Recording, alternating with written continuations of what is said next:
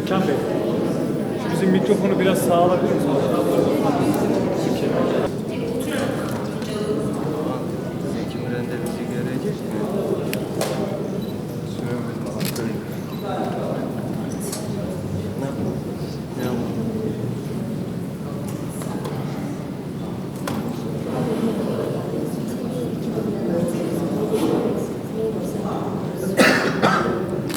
Değerli basın mensupları, Kadınlar Komisyonumuzun değerli üyeleri ve kıymetli katılımcılar, uzun bir süredir büyük bir gayret ve emekle üzerine çalıştığımız kadın kamu görevlilerinin afete müdahale ve afetle mücadele süreçlerindeki rolüne ilişkin niteliksel bir araştırma raporumuzu bugün sizlerle paylaşmanın mutluluğunu yaşıyoruz. Bu vesileyle gerçekleştirdiğimiz basın toplantısına hepiniz hoş geldiniz, sefalar getirdiniz. Kıymetli misafirler, ülkemiz geçen sene kayıtlara asrın felaketi olarak geçen büyük ve yıkıcı depremlerle ard arda sarsıldı. Bu zorlu süreçte devletimizin güçlü ve müşfik eliyle milletimizin fedakarlığı ve cesareti birleşerek ortaya muazzam bir dayanışma ruhu ortaya çıktı. Bir yandan asrın felaketinin açtığı yaralar sarılırken, diğer yandan millet olma bilincini iliklerimize kadar hissettik.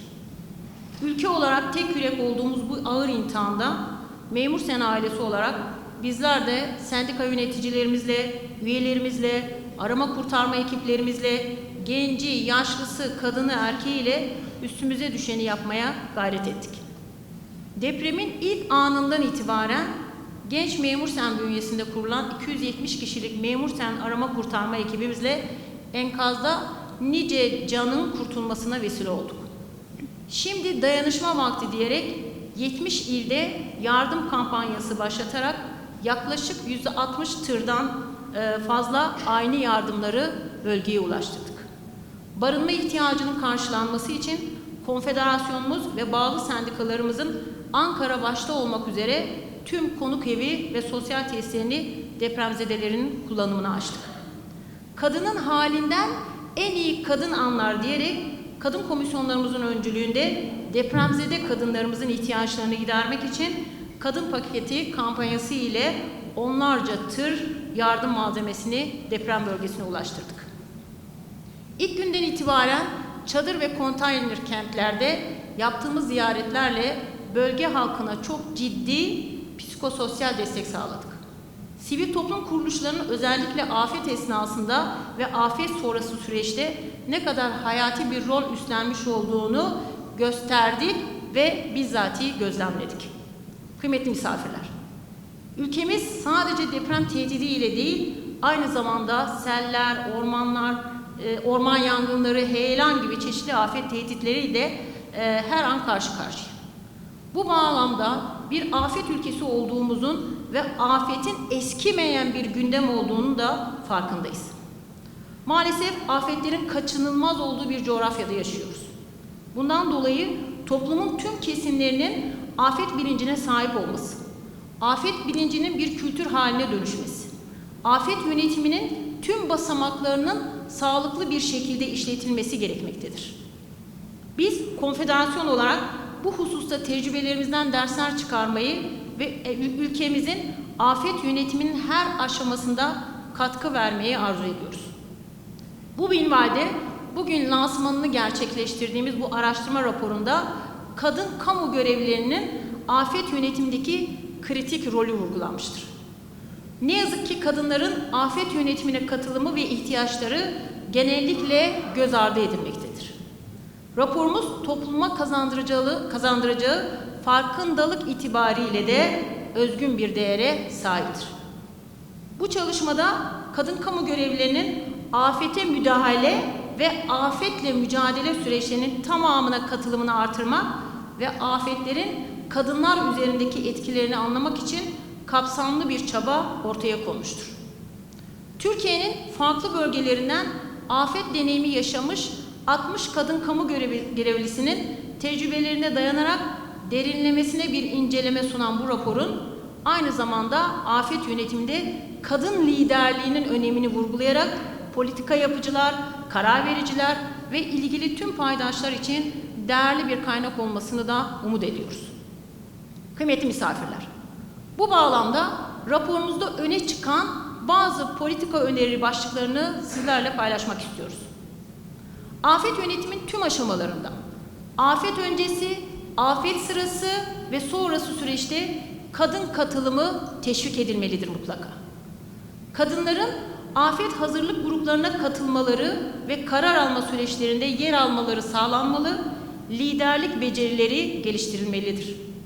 Kadın kamu görevlilerinin başarı hikayeleri ve liderlik örnekleri medya kampanyaları ve iletişim stratejileriyle televizyon, radyo, internet ve sosyal medya gibi farklı iletişim kanalları kullanılarak geniş kitlelere duyurulmalıdır.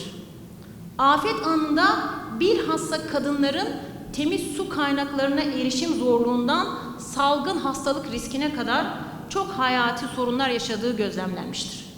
Bu nedenle afet yönetim planlamalarında ve acil durum hazırlıklarında kadınların hijyen başta olmak üzere tüm özel ihtiyaçları göz önünde bulundurulmalı, kadınlara özel hijyen ürünlerinin stoklanması, dağıtımı ve erişilebilirliğini sağlayacak stratejiler geliştirilmelidir.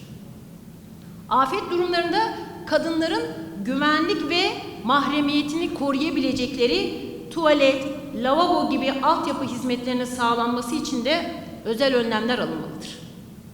Afet bölgelerinde kadınların özel sağlık ihtiyaçlarını karşılamak için ihtiyaçlara duyarlı sağlık hizmetleri sunulmalıdır.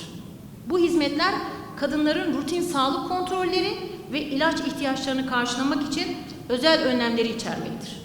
Çünkü kadın ailenin kurucu unsuru olduğu kadar sağlıklı nesillerin de bizzat taşıyıcısıdır. Kıymetli misafirler, bilindiği üzere kadınların bakım yükümlülükleri sadece afet döneminde değil, her zaman gündemde olan bir konudur. Bu bağlamda sağlık hizmetlerine ilişkin politikaların yaşlı, hasta, engelli ve çocuk bakımını kapsayacak şekilde çalışılması ve geliştirilmesi gerekmektedir.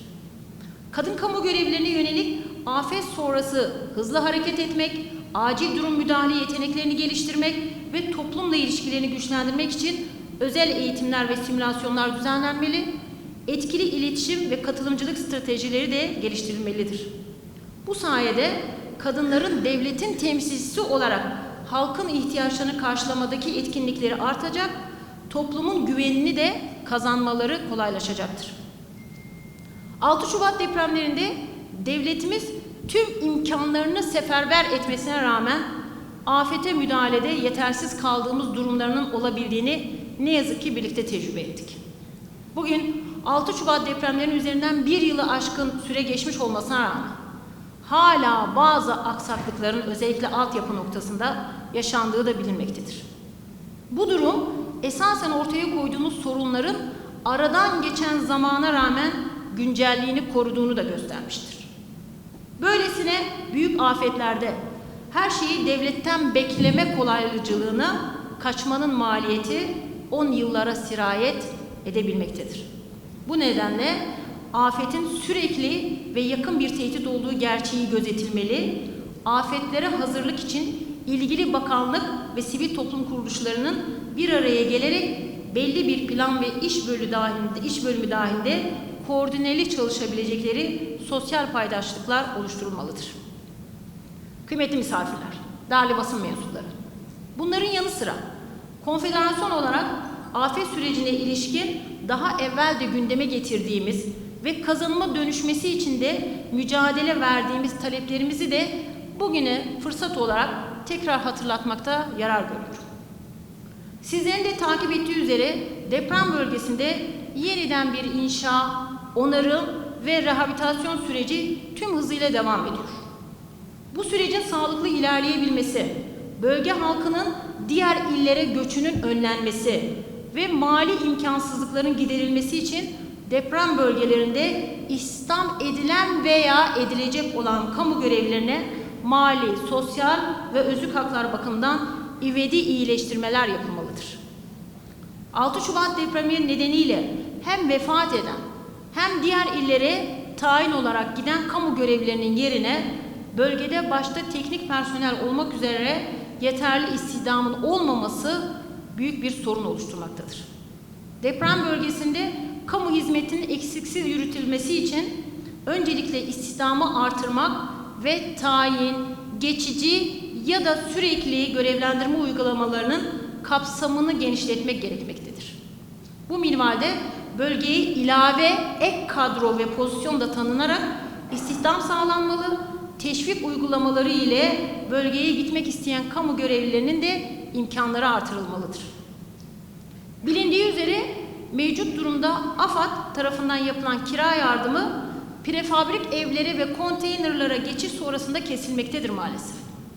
Türkiye genelinde yaşanan kira fiyatlarındaki artış da dikkate alınarak bölgede kira yardımı tutarı, süresi ve kapsamı genişletilerek revize edilmelidir.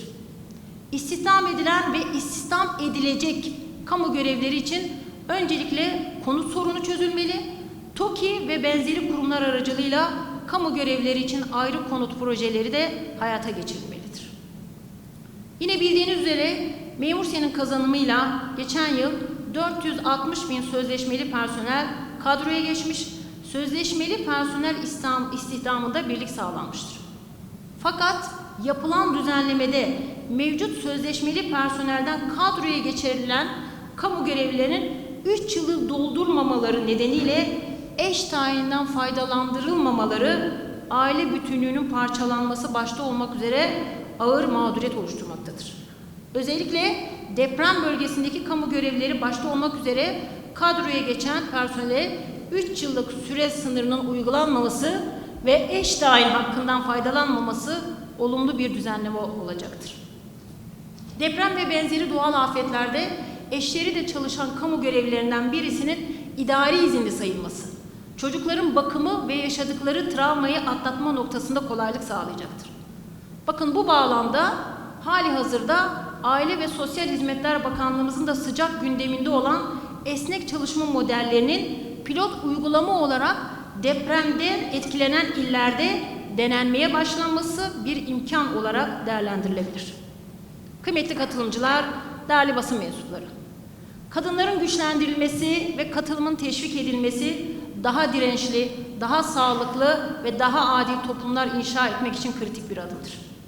Kadın kamu görevlilerimizin görüşlerinin kapsamlı bir biçimde değerlendiği bu çalışmanın tüm ilgililere yararlı olmasını ümit ediyoruz.